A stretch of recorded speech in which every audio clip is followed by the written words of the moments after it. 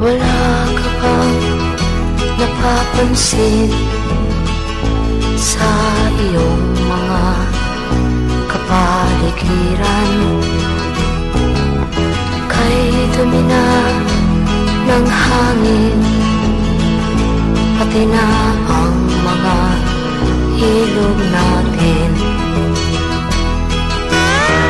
Hindi na masamang pagtulad. Wala ka ba napapansin sa iyong kapaligiran? Ay